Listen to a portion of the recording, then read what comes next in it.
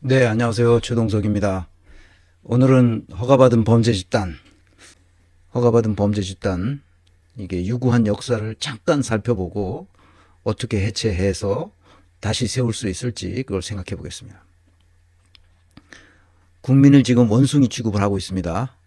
이 법조계가 오직 윤석열을 위한 일회용 구속기간, 검찰 원래대로 날 단위로 하라고 전국 검찰청에 공문을 보낸 모양입니다. 어떻게 했는지 모르겠어요. 하여튼 구속기간을 시간 단위로 따져 윤석열 대통령 구속을 취소한 법원 결정에 즉시 항고하지 않고 검찰이 기존처럼 날 단위로, 그러니까 날짜로 계산해서 구속기간을 계산하라고 일선 검찰청에 지시한 데 대해 정치권에서 국민을 원숭이 취급하고 있다.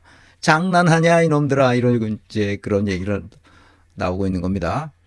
그래서 윤석열이라는 이 내란 수계가 탈옥했습니다. 이 윤석열 탈옥 사건과 론스타 사건이 유사하다는 점을, 제가 이 윤석열의 탈옥 사건을 도대체 어떻게 해석해야 될지 내가 곰곰이 생각하다가 그저 머릿속에 여러 가지가 떠올랐는데 그중에 하나가 론스타 사건입니다. 그래서 페이스북과 제 게시판에 썼습니다만 다 보셨겠지만, 박은정 의원이 쓴 걸 가지고 잠시만 설명해 보겠습니다. 지기현의 윤석열 황제 특혜 계산법, 이렇게 나왔습니다. 윤석열 석방을 위해 형사소송법을 무시한 지기현 부장판사와 즉시 항고를 포기한 심우정 검찰총장은 역사가 기억할 것입니다. 그 책임을 반드시 묻겠습니다. 그 박은정 의원이 쓴 걸 그대로 페이스북에 올린 거를 그대로, 박은정 의원은 참고로 저하고 필친입니다. 페이스북 친구라 그냥 갖다 썼습니다. 그 박은정 의원이 이거 임시 국회에서 임시 질의할 때도 이걸 가지고 얘기하던데, 그러니까 구속기간 산입에 대한 명문 규정은 형사소송법에 나와 있대요. 이렇게 때에 할 것은 구속적부심 심사를 할 때 쓸 수 있지만 구속영장 청구와 피의자 신문하는 것은 날로 계산한다는 거예요. 그러니까 이거를 지 마음대로 시간으로 계산하는 것은 잘못됐다는 걸 얘기하는 겁니다. 그러니까 이대로 하면 좌우지간 26일 날 기소를, 그러니까 2월 26일 날 기소를 했기 때문에 문제가 없다는 겁니다. 검찰의 실무 관행에 있다. 70년인가 71년 동안 실무 관행을 보면 구속 만료 실점은 28일 10시 32분이라는 거예요. 왜냐하면 체포 적부심도 있고 구속 전 피의자 신문도 3일로 쳐야 된다는 거야. 근데 구속자 피의자 신문을 33시간 7분으로 계산했어요. 지규현 판사가. 그러니까 어떻게 된 거예요?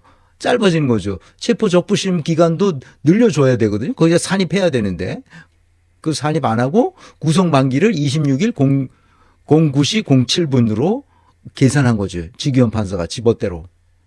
그런데 구속 만기를 그렇게 한다 하더라도 체포 적부심까지 들면 10시간 32분을 추가하면 충분히 구속 만기가 지나지 않은 상태에서 할 수 있었다는 거야. 근데 이 얘기는 오동훈 공수처장도 똑같은 얘기를 하는 거예요. 그건 지금 잘못 계산했다. 시간으로 계산해도 잘못했다. 그 얘기입니다. 날로 계산하면 뭐 충분했고, 그런데 시간으로 계산했다 하더라도 틀리게 계산했다는 거예요. 지규현 부장판사가. 그렇습니다. 그래서 내가 이 론스타 사건을 보는 것 같았어요. 지규현이. 20년 전 얘기입니다. 이게 젊은 사람들은 이 론스타 사건이 뭔지 잘 모를 수도 있는데, 내가 그때는 현직에 있을 때예요. 2003년이니까. 그래서 제가 이걸 보고 윤석열 탈옥 사건과 론스타 사건이라고 페이스북에다 썼습니다. 박은정 의원의 페이스북을 링크 걸어서 내 생각을 썼습니다. 지규현과 심우정이 일으킨 이 사건을 보면서 많은 생각이 들었습니다. 그 중에 하나가 2003년에 벌어진 론스타 사건이 떠올랐습니다. 저는 이때 이제 한국은행에서 내가 2001년에 퇴직했거든요. 그리고 이제 컨설팅 시장에 나와서 컨설팅 사업을 하고 있을 때예요. 이때는 다른 기업에 경영진의 한 사람으로 가 있을 때입니다. 그 어간에 이 론스타 사건이 터졌어요. 그래서 내가 잘 들여다보고 그때 금융감독원의 부원장이 한국은행 출신이었기 때문에 저하고 같이 근무한 경력 그 인연도 있고 해서 제가 찾아가서 그 부원장님한테 저보다 그 한참 위죠. 그 사정 얘기를 쭉 얘기를 다 했어요. 우리가 이 민족 자본으로 외환은행이 문제가 있다면 민족 자본으로 그것을 인수해야지. 어떻게 그거를 그 다른 외국 자본에다가 그걸 줄 수 있냐.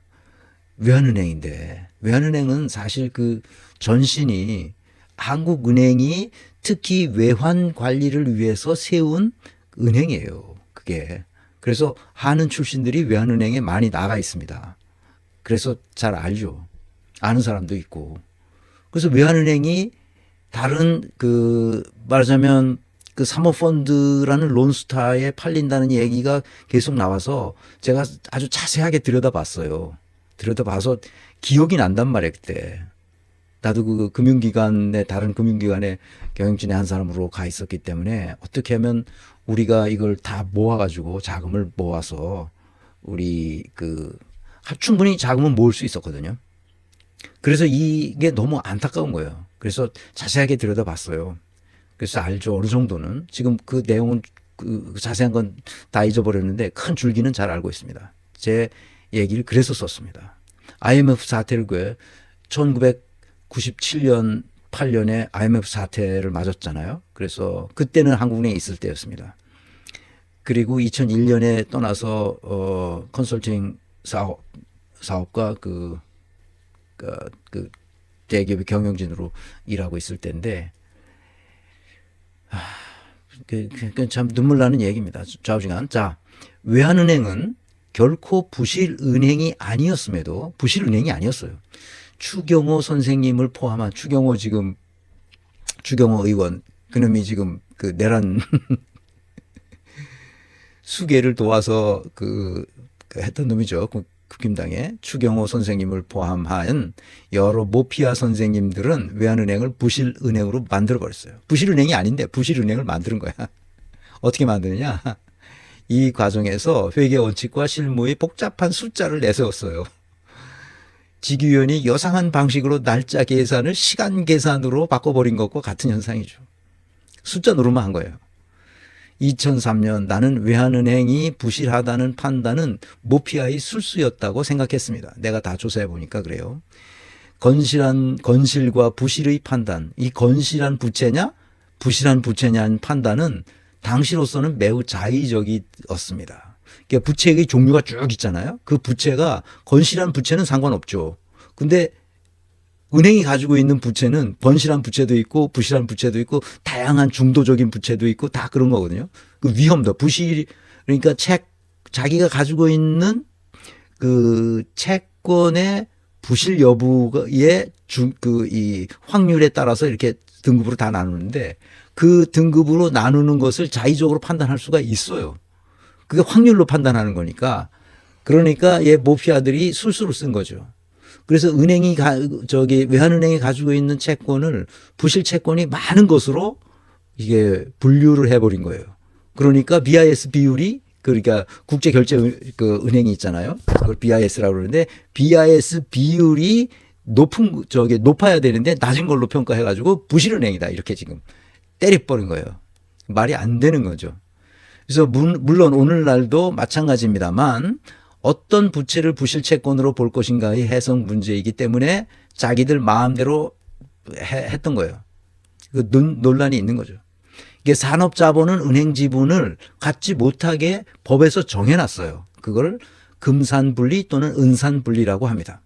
그런 원칙이 있어요. 왜냐하면 산업자본이 은행 자본하고 뒤섞이면 이게 은행이 재구실을 못하고 그 기업이 망해버리면 은행도 같이 망한단 말이에요. 그래 은행 같이 망하면 큰일이죠. 그게 은행이 무너지면 안 되니까. 그래서 산업자본과 하고 기업자본 일단 그 장사를 하는 이 산업자본하고 그 은행 자본하고 섞이지 마라. 그래서 산업자본이 은행 자본을 소유하려면 10% 이내로 해라 하는 은산분리, 금산분리의 원칙이 법률로 정해놓았어요. 그런데 얘네들이 그걸 무시하고 그 아주 급하게 지금 외환은행이 무너질 정도로 이렇게 잘못 부실 채권을 많이 가지고 있으니까 안 되겠다. 이것을 그 건실한 거기다 넘겨줘야 되겠다. 이렇게 예외를 인정해서 외환은행 지분의 51%를 사모펀드인 론스타에 넘겼습니다. 사모펀드는 뭐예요? 그냥 돈 많은 사람들이 모은 거 아니야, 돈을. 그래서 그 펀드에다 넘겨준 거예요. 론스타라 펀드에다가. 말이 안 되는 짓거리를 한 거예요. 누가? 모피아 선생님들이.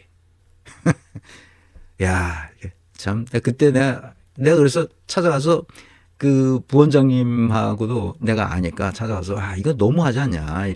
이렇게 하면 안 되지 않냐. 내가 얘기를 했는데, 그분이 얘기하더라고. 이거 뭐 이제 물 건너간 걸로. 그렇게 가기로 한 걸로. 모피아 선생님들이 그렇게 하기로. 이미 우리가 다 알게 되었지만 수조 원의 국내 자본이 유출된 겁니다. 외환은행의 매각으로 수조 원을 챙긴 론스타는 외환은행을 그다음에 매각했잖아요. 그래서 2012년인가 13년에 매각을 했는데 그 매각하는 과정에서 정부의 개입이 있었다고 얘네들이 다시 그래서 더 많이 받아야 될 가격을 왜냐하면 그 론스타 애들 중에 주가 조작한 애가 또 있었어요. 그래서 그게 걸렸어. 그래서 그놈이 유죄 판결을 받았단 말이야. 이제 뭐 이런 거 저런 거 해가지고 대한민국 정부가 자기네가 자유롭게 비즈니스 하는데 개입해가지고 자기가 돈을 많이 못 벌어서 손해를 봤다. 뭐 이런 거죠. 그래서 ISDS 국제 분쟁 조정 그 기구가 있는데 거기에다가 중재 요청을 했어요. 그래서 거기서 판결을 났는데 아마 몇 조 원을 요청을 했는데 몇 조 원까지는 아니고 아마 수천억 정도를 아마 갚아줘야 하는 걸로 이 결과는 내가 모르겠습니다. 수천억 국고를 꼬라박아야 하는 걸로 제가 알고 있습니다. 론스타에 검은 머리 외국인이 있었다는 소문도 그때 받아했었죠. 그래서 그래서 이랬구나. 그랬습니다만. 나는 이게 좋은 말로, 이게 내가 그 대학원에서 강의할 때도 내가 했던 말인데, 그 공식적인 내 강의에서 그렇게 나쁘게 말할 수는 없고, 그래서 설마 그렇게까지 했겠냐. 그렇지 않았을 것이라고 나는 믿고 싶지만, 참으로 어리석은 내가 요즘 세상을 보다 보면 내가 알지 못하는 것이 너무나 많음을 절감하고 있습니다. 짜고 치는 고스톱을 친 거죠. 그래서 요때 IMF를 기화로 은행이 부실화되는 것을 기화로 그것을 빼돌려서 외환은행을 팔아먹고 검은머리 외국인들이 이득을 취했다 하는 게 이 내용입니다. 이 내용이야. 지금 윤석열의 이 탈옥 사건도 그때를 떠올리면 똑같은 사건이라는 거예요. 이게 이번에는 법률가들이 헤쳐먹은 거죠. 나는 그렇게 생각한다 이 말이야. 내가 무슨 검사도 아니고 내가 수사를 해본 것도 아니고 내가 무슨 뭐가 있겠어. 그때 내가 파악한 것에 의하면 그렇지 않고는 이 론스타 사건은 이해할 수 없는 사건이에요. 추경호 선생님이 거기에 끼어들었죠. 그리고 모피아 선생님들이 다 끼어들었죠. 모피아가 나라를 서서히 망가뜨리고 있습니다.